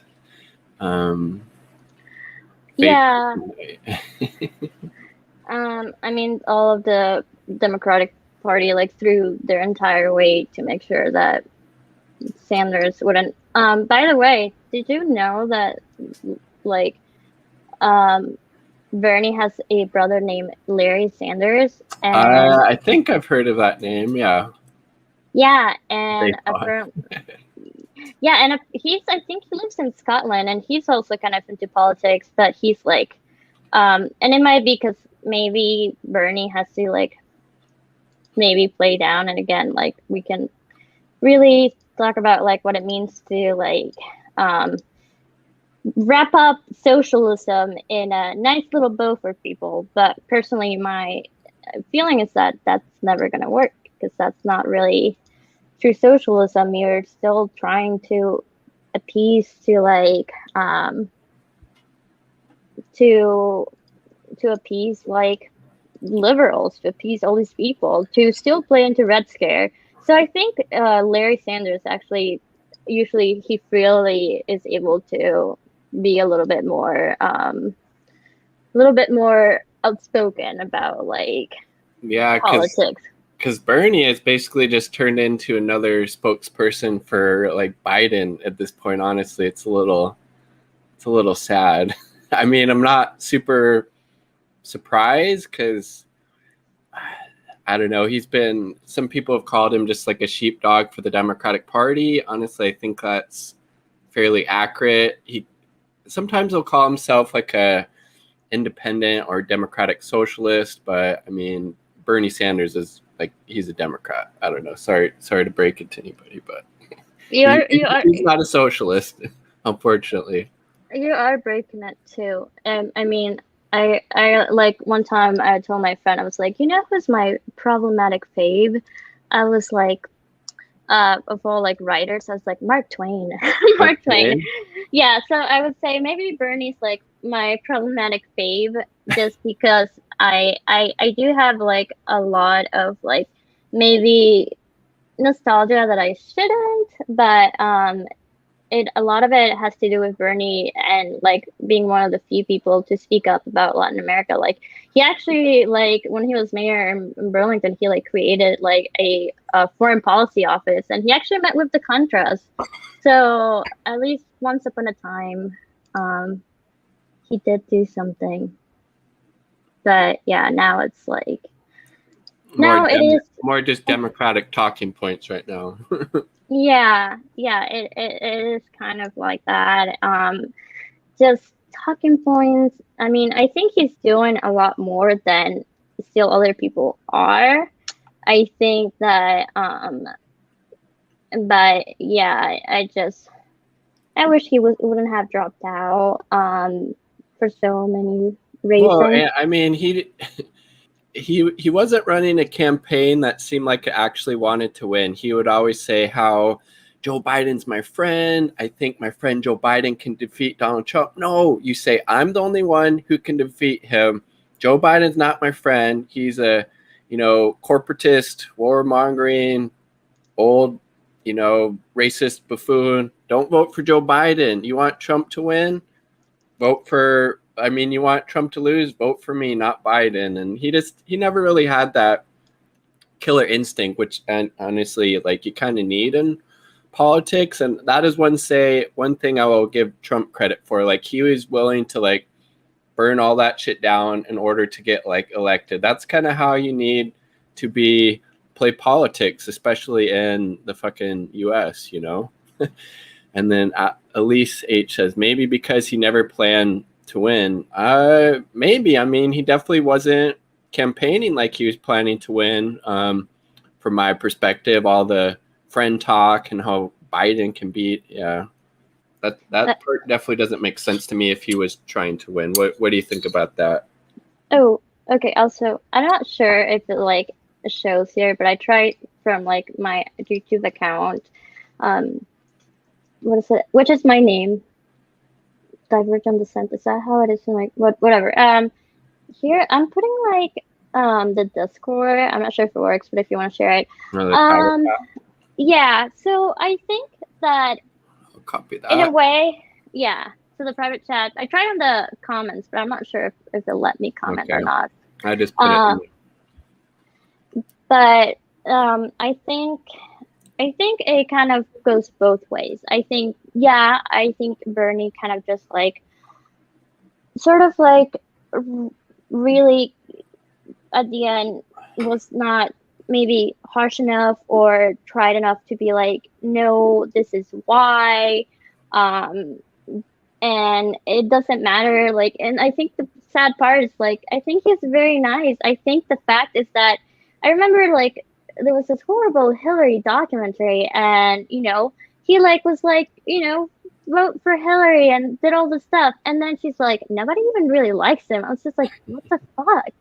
And I think that with Bernie, because he doesn't have that killer instinct, he would have made a good president. I think a lot of the times, I don't know the psychology of leaders, but I think there's different types of people who want to be president for different reasons. And I think, and again, it might be because there was like a video of Bernie Sanders with Amy Goodman, in which I pretend they're my parents. Kidding. And it just seems like I don't wake up to run to be president. I wake up to want to change the world.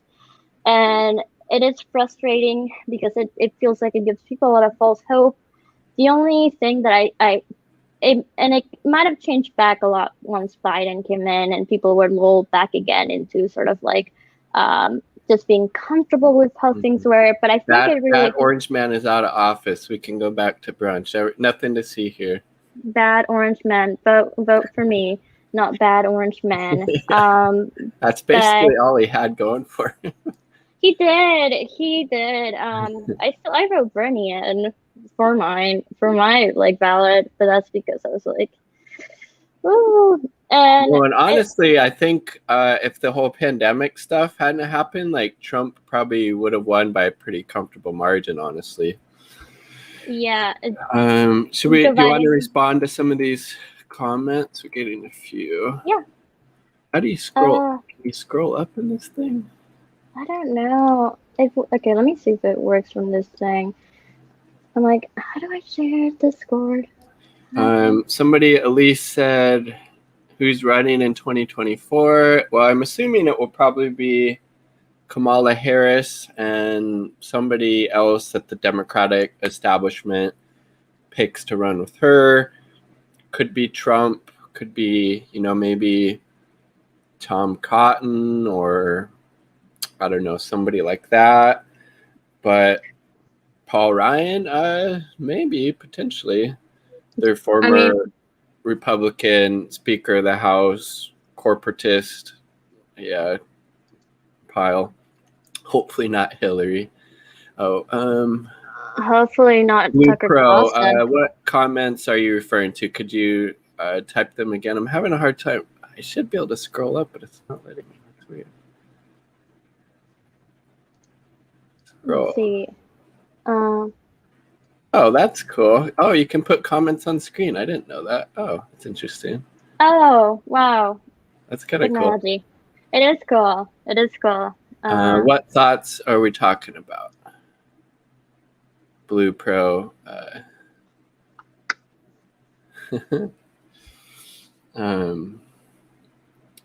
Yeah, I don't know. It's just like, I don't think any real systemic, like, positive change is going to come from either, corporate party, frankly. There are like 4 comments, mate. Let's see. Okay. One? Which one's the next one? You're gonna have to like see or someone. Yeah, if you put it in the comments, I can then put it on screen and we could address them. Wait.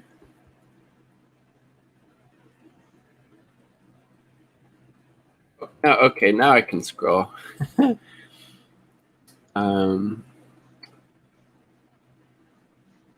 What did they say? Start UK. Okay, we'll try to find that one, I guess. Ah.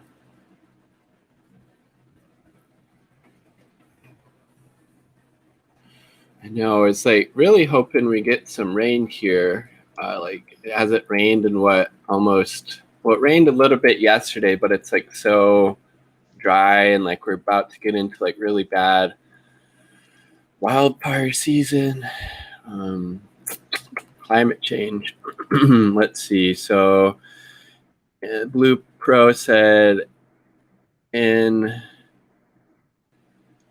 let's see, in UK anymore can breed and be sure their children be raised by the government handouts, promotes people breeding that they should not reproduce. I feel like that's a bit of a little bit of eugenics, friend. Yeah, that's a bit of a malnutrition. Take. Yeah.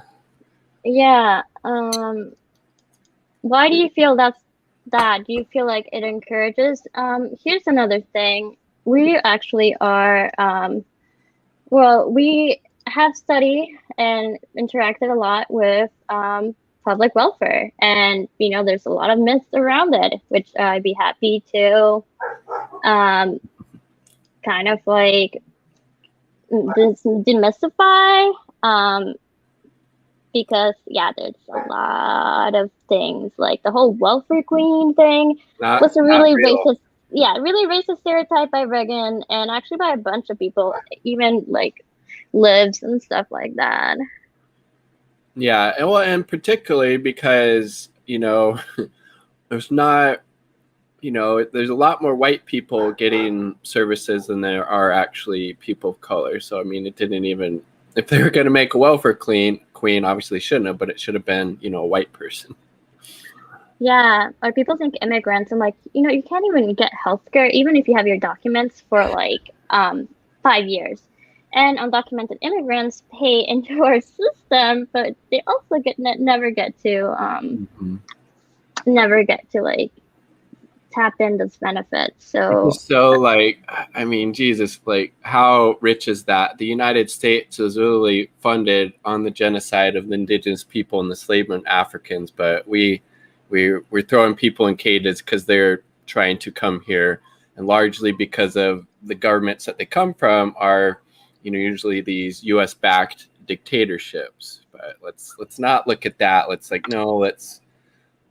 fast track you back to your own, country to be brutalized more. Yeah. What are some other questions you'll have? Oh no, Blue Pro is, when you see it happen in front of your eyes, we'll see it as a race to the bottom. I know it sounds bad, but take a look, in the 7K race isn't an issue, it's a classic. I don't know. I just don't see it that way. I think everybody's needs should be met, whether it's for housing, education, healthcare, whatever. There's more than enough resources in the world for everybody to have a very high standard of living. The reason that doesn't happen is because, capitalism, a mode of production that's based on generating as much profit as possible, even if that means people starve, they don't have housing, access to clean water, etc. It's more important to pad those corporate bottom lines. That's why we need a socialist system, a system that looks after the well-being of the people and isn't based on profit. Yeah, give poor people upward mobility instead of making them struggle to survive.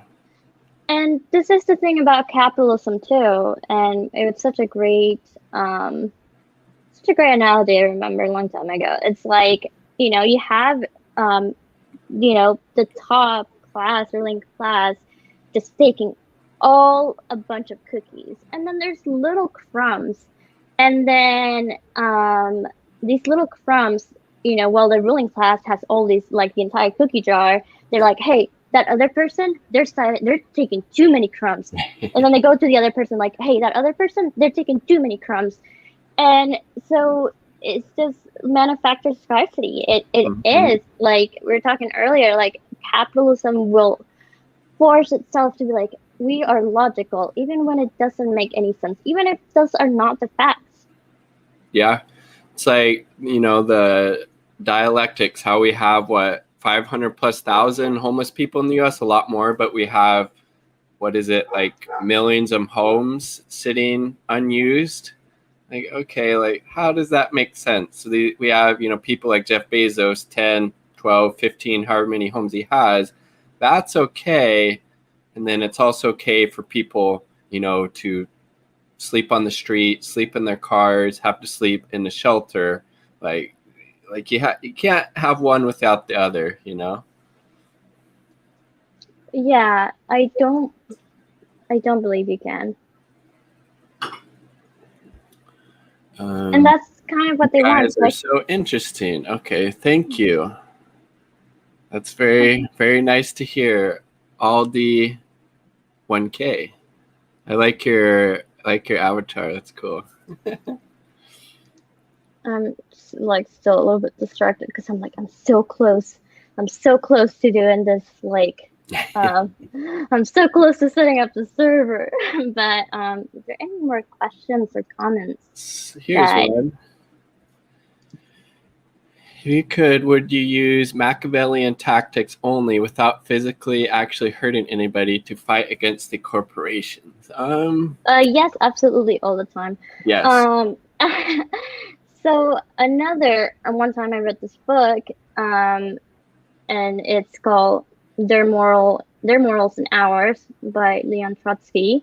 And in it says that, morality is kind of a thing that serves the ruling class. And I know this sounds kind of weird, but let me go a little bit more with that. It's like, oh, it's bad to steal food, so don't steal it. And then also, but isn't it bad for people to die? And it's so like we have things like mental illness, like antisocial, because you're not following like society standards, or you're being a criminal and all that stuff. And it really is to just serve them. So I think there's no morally wrong to to use sneaky tactics, to use whatever you have in your tool belt, because they're sure as hell they're not gonna give you any compassion. Oh no, they won't. So I would feel like you should really use all of your tools, and especially again because we're in an age of surveillance, and people talk about surveillance in I know it's really intense in the UK and also China, but so is here. There's a lot of things that it's still, you feel like there's a little bit danger. Like when my mom became nationalized, they ask you if you ever joined the Communist Party of USA, or if you've ever been in a Communist Party, but they put that on the same level as being with a Nazi party.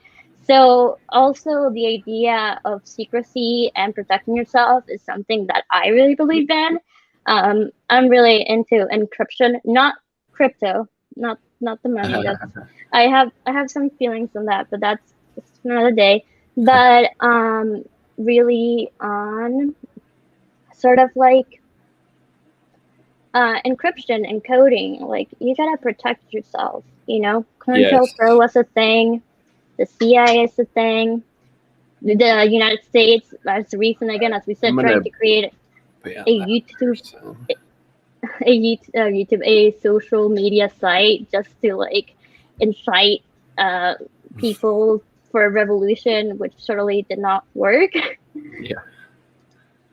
Try a little harder. CIA and the National Endowment for Democracy. And then I also saw that, the CIA and the CIA-backed groups are funding a bunch of like musicians to try to, support regime change efforts in like Cuba. So like it's like a, multiple prong approach trying to, institute regime change in these countries. And yeah, I definitely recommend, by any means necessary, trying to resist these, oppressive systems that we live under, whether it's in, the United States or abroad. By any means necessary. Was that George Jackson or maybe Huey P. Newton or something? One of those great revolutionaries, I think, talked about that, or maybe just the Black Panther Party in general. And if you're planning these type of activities and it may be construed as illegal by the powers that be, definitely don't leave any type of electronic evidence or footprint, because they're going to be able to find that stuff out. And what is that? I've heard of that Pegasus thing before, but what is that? I know it's basically, what isn't it, like an app that allows you to basically get into somebody's phone or like computer? Is that? Yeah, it's basically it's called like a no-click sort of thing, or I can't remember, but basically it means that they don't have to do anything with your phone. Your phone could just be sitting there and it will take over your phone, all of your files, and will have the same administrative powers as you do. And that's kind of the terrifying thing, that is, you don't even know if it has happened or not. And it's I think they target old kind of phones, but I believe that especially iPhones, because a lot of the time iPhones sometimes have a little bit more of a security, because they're not as integrated with other like features or coding. But no, they did that. So that's what Pegasus does. Basically can take over your phone. You might not even know it, and then you might. Was that developed by the Israeli government or a company, or was that developed in the US? It was developed by an Israeli company, Okay. which usually is funded with money from the Israeli government. They are really, the United States and the Israeli government, another thing in which they're really good friends is that they love the military-industrial complex. Yeah.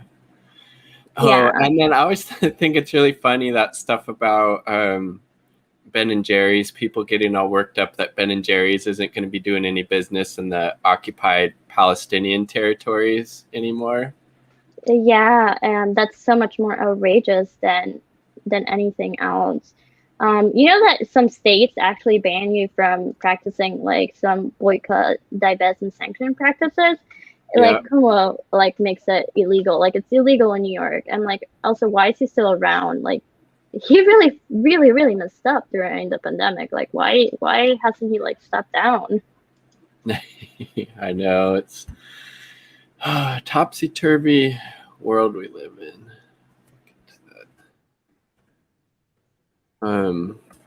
Well, this was a really fun stream. We'll definitely have to do this again. I was just looking at it on my channel, and I'm gonna like it. So we have 17 likes and only 3 thumbs down. So that's pretty cool.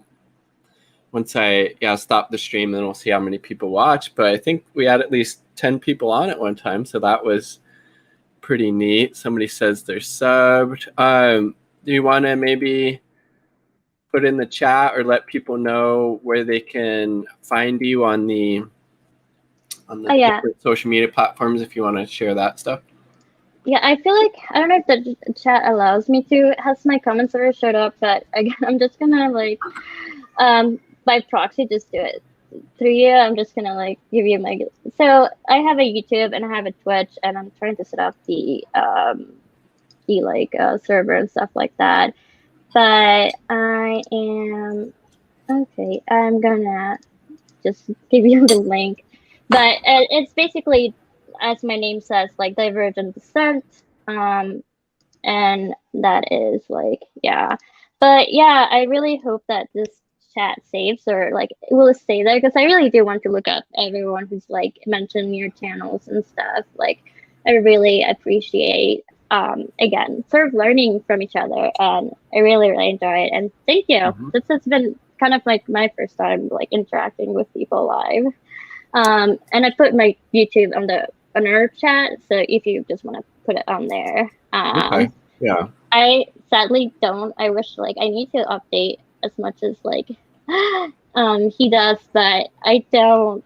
I but I will try more. If you subscribe, I promise I will try more. Um, and yeah, I mean, well, thanks, and hopefully, yeah, definitely want to do this more. We had a lot of fun, Yeah. and we'll try to. Yeah. I'll try to look up some technological stuff, and everyone but Hassa, and you're very much. Lutro, everybody else that joined us, even the, you know, capitalist reactionary defenders, that was interesting as well. Only had to block one person. It's because they, like, their name was the Klan member and they were saying some racist stuff. So like, no, get that out of there. But besides that, yeah, share your thoughts, and we'll have to definitely have another one of these chats again, and soon, hopefully. Thank you. Bye, All man. right, see ya everybody.